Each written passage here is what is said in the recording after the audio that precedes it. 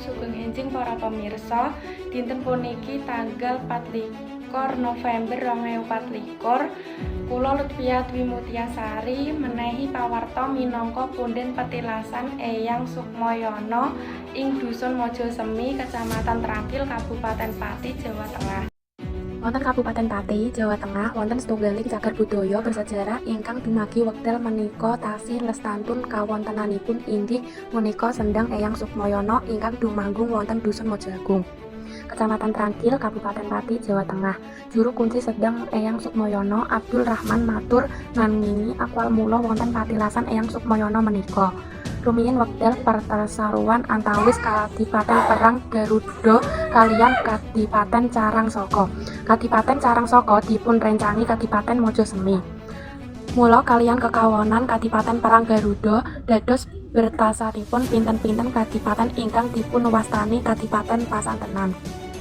Ujaripun wonten papan Minggu 4 Desember 2022 selajeng menika Abdul nerangaken Sendang menika muncul nalika penggawa Kerajaan Majapahit manjabar wini wonten papan.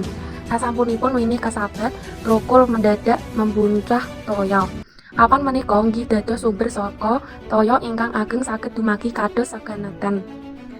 Riksa fenomena menika panggawa Majapahit supados deretan menika ajeng dados ngaten tuturipun. Winih tumbuhing kasebut tukul wit kajeng maja lan wit kajeng asem. Kaping kalih batong wit ingkang kasil tukul puniku minangka mlilit lan dados tunggal. Mila dipun wastani majem asem. Wonten sisi menika awal asem Mojoagung wekdal nemen wit kasebut wonten sumber saka toya ingkang ageng wonten papan menika lajeng dipun wastani Mojoagung. Ungkapipun ing wekdal menika wekdal sumber toya mutah dasyat. Panggawa Majapahit pungkasanipun kawalahan lan boten kumawi menanggulangipun. Lajeng wonten sawer ageng saking Dusun Karanglegi Kaligaran ingkang ngubangi sumber toya ingkang mutah. Ing wekdal mustarkanipun wonten ing sendang kasebut lajeng ditancapaken pusaka cambuk. Ing sumenika dipun wastani Segaran. Beberipun dipun tambahaken ngantos samanikanipun patilasan Eyang Sukmayana terus dipun lestarikaken lan kathah dipun rawuhi masyarakat saanggan kagem ziarah lan langkap berkah. Milingipun wonten dalu jemuah lan memuncak ing dalu siji suro. Assalamualaikum Pak. Pertanakan nami kula Aina Octavia Kristianti saking SMK Tunas Harapan Pati. Badhe nyuwun izin mewawancarai panjenengan napa angsal? Insyaallah saged. Kaping setunggal, menapa sejarah lan fungsi punden menika ing masa rumiyin lan menapa makna punden menika kagem masyarakat sawetawis? Mengenai untuk Punden Mojosemi, dulunya adalah sebuah peninggalan dari leluhur kita yang bernama itu Yang Udono Sukmayana. Yang Udono Sukmayana itu adalah sebuah kepedanan yang memangku dari wilayah Carangsaka, yaitu pada masanya itu sebelum terjadinya Kadipaten Pati itu di sini berdiri 4 kadipaten. Di wilayah Pati itu berdiri 4 kadipaten. Yang pertama Kadipaten Tunjung Puro yang dinaungi oleh Adipati termasuk yang Cokrojoyo. Terus yang kedua Kadipaten Buntar yaitu Malungkapo, Malingkediri, dan Kadipaten Paranggaruda. Kadipaten Paranggaruda dikenal sebagai Kadipati seorang yang bernama Haryadwara Gudopati. Yang keempat adalah Kadipaten Carangsaka yang dimengku sama Yang Puspajoyo. Setelah terjadinya peperangan antara dua kadipaten yaitu Kadipaten Tunjung Puro sama Kadipaten Buntar, tinggallah 2 kadipaten. Yang kadipaten itu akhirnya dia membagi wilayah. Yang satu Kadipaten Carangsaka yaitu Yang Puspajoyo dikasih wilayah yaitu di antara utara Sungai Juwana atau Silugongo yang sekarang jadi Sungai Juwana itu sampai ke utara yaitu sampai perbatasan Kalingga Keling yang di situ perbatasan dengan Ratu Sima atau Raja Salindra waktu itu, yaitu termasuk wilayah Kabupaten Mojosemi juga termasuk Kadipaten Carangsaka. Dan yang di selatan sungai dinaungi sama Kadipaten Paranggarudo yaitu Godopati, yang punya kawedanan yaitu kemabuan, yaitu kawedanan iwedanannya adalah bernama Lulurumbo. Itu fungsi dari peninggalan leluhur kita yang bernama termasuk Ki Wedono Sukmonyono yang ada di Mojosemi. Sinten mawon ingkang terlibat lebet nglestariaken punden menika? Untuk melestarian untuk sekarang kita masuk dalam Disporawis ataupun sudah masuk cagar budaya Kadipaten Pati. Yang waktu belum dicebang sama Pok Darwis ataupun Disporawis, termasuk masyarakat, termasuk adanya di Desa Mojoagung yang Mojosemi sekarang jadi perdukuhan, itu mereka antusias termasuk untuk melestarikan termasuk nilai leluhur, termasuk setiap itu bulan Apit atau bulan Jawanya Apit itu dilestarikan dengan adanya sedekah bumi ataupun bersih sisa yang di situ dinamakan dengan hiburan ataupun ritualan ataupun termasuk kemudian untuk mengenang nilai-nilai leluhur kita yang nantinya supaya tidak punah. Kalau menapa limrahipun punden menika dipunagem kangge ritual utawi kegiatan adat?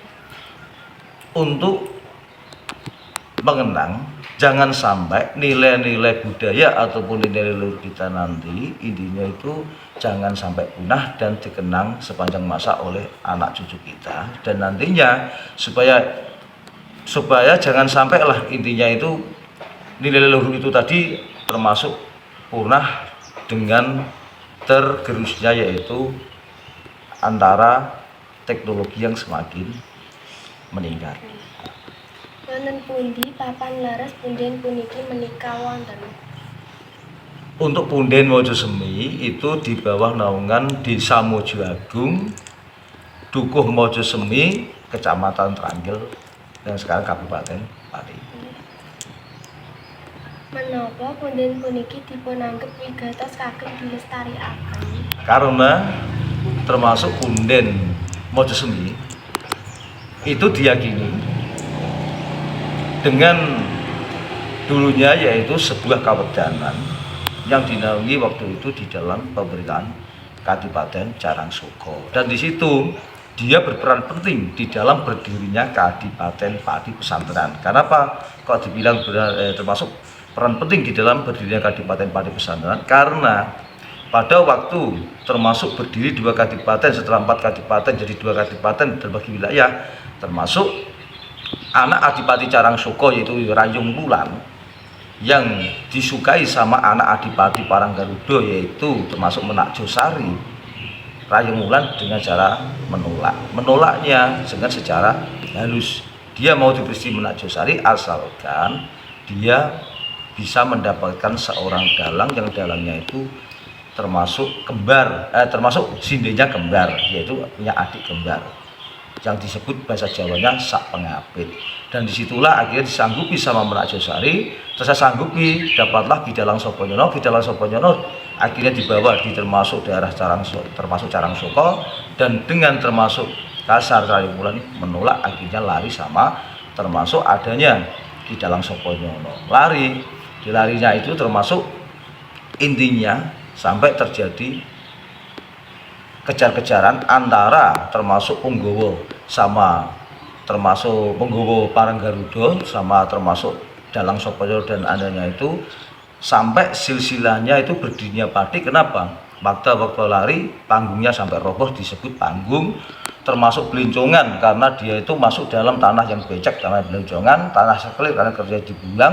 Terus akhirnya itu teruboyo karena dia itu termasuk kena permasalahan Arboboyo bahasanya Jawa, ngepung rojo dikepung para anggota para raja, masong dia itu sembunyi dengan termasuk di dalam tanah pajaran. Dia itu bahasa Jawanya itu pagi-pagi betul sampai situ, kajar dikejar-kejar tanen, dia itu ketemu sama termasuk Kembang Jaya waktu tetani di situ sumur Kemuling. Dia itu termasuk ada sumur terowongan bawah tanah yang untuk minum termasuk Gidalang Soponyono, dan disitulah akhirnya Gidalang Soponyono diamankan sama Kembang Jaya karena didakwa termasuk dia itu intinya itu mencuri timunnya ataupun semangkanya Kembang Joyo yang waktu itu adalah senopatinya termasuk Carang Soko. Dan disitulah akhirnya diminta pengadilan di Mojosemi. Jadi Mojosemi itu suatu pengadilan waktu itu karena dia memangku wilayah termasuk seorang Kawedono. Dan disitulah akhirnya diminta pengadilan, dan di pengadilan itu malah dia itu diberi termasuk restu bahwa Ki Dalang Soponyono untuk menikah sama anak Adipati Carang Soko yaitu Rayung Wulan. Dan adiknya yang sakembar, yang satu yang Ambar Sekar diperisi sama termasuk yang Utono Sukmonyono dikasih nama Ambarsari, yang Ambarwati diperistri sama termasuk Kembang Joyo. Dan waktu itu Kembang Joyo terus akhirnya diberi palilah sama Adipati Carang Soko yang Puswadung Joyo, yang intinya supaya peralihan kadipaten termasuk Carang Soko intinya dipindah di daerah Kemiri. Karena apa? Setelah pertempuran tadi termasuk antara Menak Josari dan Paranggarudo seandainya itu bisa dikalahkan sama Kembang Joyo. Terus akhirnya tinggal Kadipaten satu yaitu Kadipaten Carang Soko. Kadipaten Soko memberi palilah sama termasuk Kembang Joyo untuk membabat alas Kemiri menjadi peralihan dari Kadipaten Carang Soko. Setelah itu karena keberatan termasuk adanya termasuk karena sakral waktu itu Kemiri, alas Kemiri waktu itu sakral, akhirnya Kembang Joyo minta bantuan sama kakaknya yaitu yang ada di Mojosemi yang bernama Ki Wadono Sukmonyono, meminjam sebuah pusaka yang bernama Kuluk Kanigoro Rambut Lintung, yaitu peninggalan dari Kanjeng Sunan Kalijaga, penitipan dari yaitu yang Brawijaya Pamungkas yang Kertobumi waktu itu. Dan akhirnya alas Kemiri bisa dibersihkan, bisa dibabat, akhirnya menjadi sebuah kadipaten. Sebuah kadipaten diberi nama yaitu Pati, yaitu menyatunya 4 kadipaten jadi siji, atau menyatunya 4 kadipaten jadi disebut Pati. Manunggaling 4 adipati jadi siji yaitu Pati.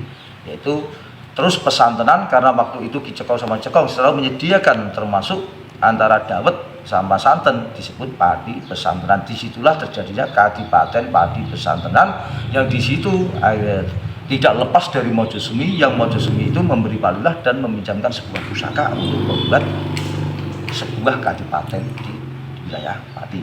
Ya. Kados pundi proses ritual utawi tradisi ingkang dipun tindakaken wonten punden menika? Untuk ritual, proses ritual itu kita di sini untuk warga itu memang enggak bisa intinya itu memandang sebelumnya, karena apa? Masyarakat untuk sini itu masih produktif, masih termasuk mengingat betul nilai-nilai sejarah. Jadi setiap dia itu ada gawe, mau ada mantu atau mau kitanan atau kajat-kajat tertentu lah, intinya itu dia sering mengadakan ritual di sini. Dan ritual itu prosesnya yaitu meminta pada Allah Subhanahu wa taala, kita dengan berdoa, kita dengan tawadhu, dengan kita tidak melepaskan rasa puja puji syukur, tapi di sisi lain kita adalah menghormat dengan nilai-nilai leluhur kita, dengan minta supaya dengan kita mengingat akan leluhur kita, Allah Subhanahu wa taala menurunkan hidayah kepada kita semua dan menurunkan berkah. Itu nilai dari termasuk ritual di Punden Mojosemi. Sampun, sami-sami, nggih, kurang lebihnya minta maaf.